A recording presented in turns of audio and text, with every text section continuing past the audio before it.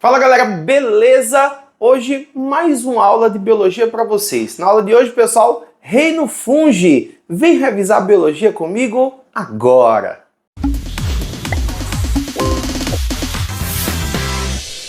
E aí, fofinhos, beleza? Eu sou o professor Jean Brito e esse é o canal Biologia na Veia, um canal de apoio aos seus estudos, e aqui a gente vai revisando biologia, estudando o conteúdo com vocês, seja resolvendo questões, seja fazendo lives, seja com conteúdos de aulas gravadas, tá? Na aula de hoje, pessoal, vamos falar sobre um reino conhecido como reino fungi, ou reino fungi, se você preferir chamar assim, tá? É o famoso reino dos fungos. Pessoal, para começar aqui, eu tenho informação importante para citar para vocês, ó. Esse reino, ele foi o último dos 5 reinos que a gente estuda no ensino médio, o último a ser criado.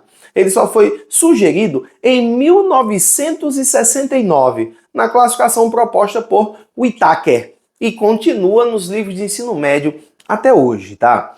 Antes de terem o reino próprio, os fungos ocupavam o reino vegetal. Olha que estranho, né, gente? Os fungos que não fazem fotossíntese ocupavam o reino dos vegetais. Os fungos que não têm parede celular de celulose participavam do reino vegetal, né? Então, em 1969, o Whittaker sugeriu um reino para os fungos, né? Ficou conhecido como reino fungi. Pessoal, vamos começar citando aqui para vocês um ponto importante, ó.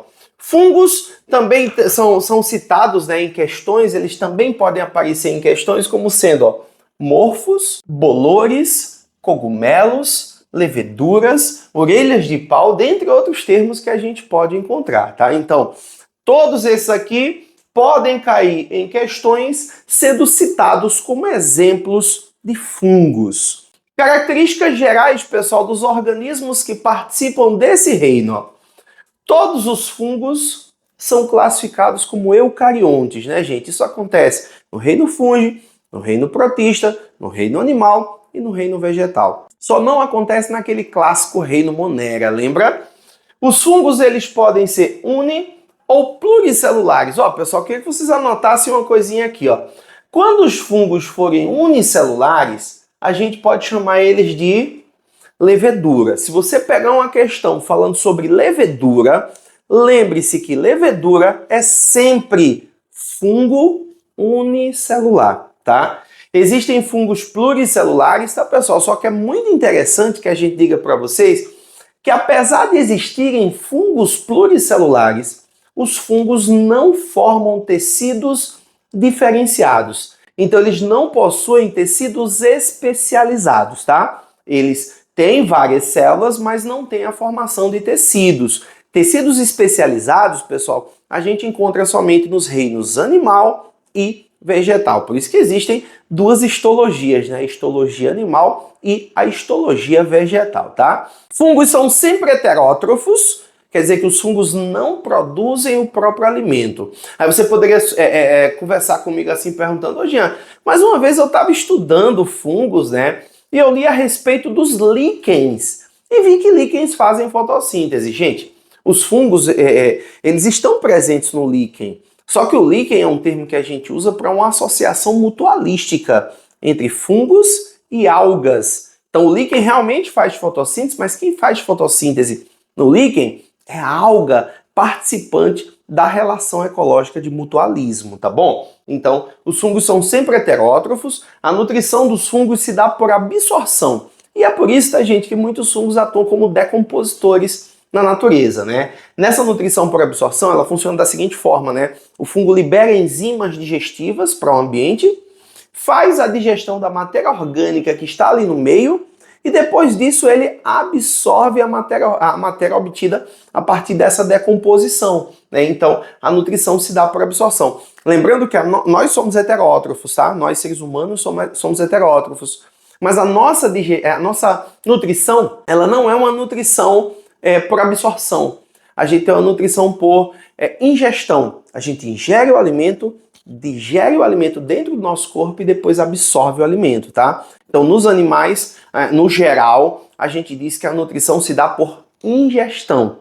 Nos fungos, a nutrição se dá por absorção. Ei, só para dar uma clareada para vocês, se a gente estiver falando a respeito de protozoários, que também são heterótrofos, nos protozoários a nutrição se dá por englobamento. Então nem todo heterótrofo apresenta a nutrição da mesma forma, tá? Esse é um ponto importante e relevante aqui para a gente citar para vocês, tá bom? Vamos para cá, ó. Os fungos têm parede celular, tá, gente? Isso aqui fez com que os fungos fossem classificados no passado dentro do reino vegetal, mas a parede celular dos fungos não tem a mesma composição da parede celular das plantas, tá? O principal componente que normalmente a gente encontra na parede celular dos fungos é o polissacarídeo classificado como quitina. Substância de reserva dos fungos, ó, gente, é a mesma substância de reserva nossa.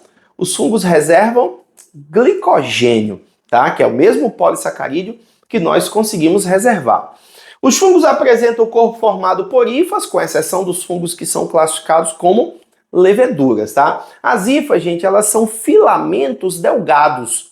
São fiozinhos bem finos, né, formados por célula. E essas hifas, elas podem ser classificadas em dois tipos, ó. As hifas cenocíticas, que são aquelas hifas que não têm septo, e as hifas septadas, né, que como o próprio nome sugere, são hifas que possuem septos em suas estruturas, tá bom? Toda vez que você ouvir falar o termo micélio, micélio faz referência a um conjunto de hifas, tá? Micélio é um conjunto de hifas. Aqui a gente tem, ó, pessoal, um ponto bem relevante, isso aqui volta e meia cai em questões falando sobre fungos, ó. Que seria a importância, no geral, qual a importância dos fungos, ó? Os fungos, muitos deles atuam como decompositores. Aí você podia perguntar assim, ô Jean, mas qual a importância dos decompositores na natureza? Gente, os decompositores são os grandes responsáveis por decompor a matéria orgânica, transformá-la em substâncias inorgânicas, isso no meio, no ambiente. Normalmente, quando você pega uma questão sobre ecologia, se a questão vai falar de decompositores, ela vai citar ou fungos ou bactérias, ou às vezes até os dois são citados dessa forma, tá? Ô, mas por que os fungos atuam como decompositores? Como eles têm parede celular, eles não conseguem englobar o alimento, eles não têm sistema digestivo também, né? Então, eles têm que liberar enzimas digestivas fora do corpo, essas enzimas vão digerir o alimento e depois eles vão absorver esse alimento que foi digerido, tá? Então, esse é o papel dos decompositores na natureza. Transformar compostos orgânicos em substâncias inorgânicas e liberar essas substâncias inorgânicas no ambiente, tá? Muitos fungos servem de alimento, né, pessoal? Aqui a gente citou os cogumelos, né? Muitos fungos fazem parte de alimentos, né? Tem alguns queijos que vêm com fungos na sua composição, né? Que é o caso do queijo gorgonzola, por exemplo, né? Aquela estrutura esverdeada que tem no queijo gorgonzola ali é constituído por fungos, né? Então muitos fungos são utilizados como alimento, né? Tem o shiitake, né? Que geralmente o pessoal usa como proteína vegana ou vegetariana, que também é constituído por fungo, tá? Muitos fungos são usados na produção de fermentados, isso inclui a produção de bebidas alcoólicas ou até a produção do álcool, né? A produção também de bolos, massas, pães fermentados, né? Então os fungos são utilizados na indústria para a produção de fermentados. Produção de antibióticos, né, pessoal? O primeiro antibiótico a ser produzido em larga escala, né, foi a penicilina. E a penicilina, ela é extraída do fungo penicílio, né? Ela é produzida pelo fungo penicílio, né? A penicilina, gente, ela foi o primeiro antibiótico produzido em larga escala. Foi descoberta por Alexander Fleming, né? Meio que acidentalmente, né? E pode ser extraída aí, no caso, pode ser produzida por fungos, tá bom? Alguns fungos são venenosos, né? Então é importante não consumir o fungo caso você não conheça. Alguns produzem alucinógenos, muita gente aqui já ouviu falar de chá de cogumelo, né? O chá de cogumelo, gente, é um chá que algumas pessoas tomam para ficar alucinadas, né? O fungo pode produzir essa substância alucinógena, tá? Alguns fungos causam doença, tá, gente? No geral, assim, o termo geral que a gente usa para doenças causadas por fungos é micose. As micoses são doenças causadas por fungo, né? Uma candidíase oral, uma candidíase genital, um pé de atleta, um pano branco, né? São todas doenças causadas por fungos, né? Os fungos, eles podem ser citados numa questão que fale sobre doença, né? Muitas doenças causadas por fungo são doenças oportunistas, né? Nas quais o organismo aproveita o corpo que está debilitado para atacar ele, né? A divisão clássica dos fungos, tá, gente? Ela leva em consideração a forma e estrutura de reprodução que o fungo tem, tá? Isso aqui não é uma coisa que costuma cair tanto em provas, tá, gente? Mas os zigomicetos seriam grupos de fungos que produzem uma estrutura de reprodução chamada de zigósporo. Os quitridiomicetos são os únicos fungos que produzem esporos flagelados, chamados de zoósporos. Eles eram do reino fungi, saíram e agora voltaram de novo, tá? Os ascomicetos são fungos que produzem ascósporos, esporos produzidos dentro de um asco, tá? Os deuteromicetos são fungos... Não era para botar deutero aqui, tá, gente? Eu errei, ó. Esse deuteromiceto aqui é um grupo que já não existe mais, tá? O grupo que a gente normalmente cita ao invés de deuteromicetos hoje é o dos basidiomicetos. O deuteromiceto é um grupo que está sendo excluído, tá, pessoal, pelo fato de que existia essa classificação de deuteromiceto quando não se conhecia ou não se via a fase reprodutora sexuada do fungo, tá? Aí deram um grupo de deuteromicetos, que seriam fungos imperfeitos, né? Só que hoje em dia esses deuteromicetos estão sendo colocados nos grupos de fungos, nos outros grupos especificamente, justamente porque, pessoal, hoje em dia dá para classificar o fungo baseado em sequenciamento genético, né? Então, a gente não usa somente a classificação quanto à estrutura de reprodução. Então, pessoal, essa foi a nossa aula de hoje sobre reino fungi. Espero que vocês tenham gostado. Se gostou, deixa aquele like aí, né? Vamos juntos estudando. Eu vou ser até a sua aprovação. Me sigam nas redes sociais, @GianBrito. Grande abraço e até a próxima aula.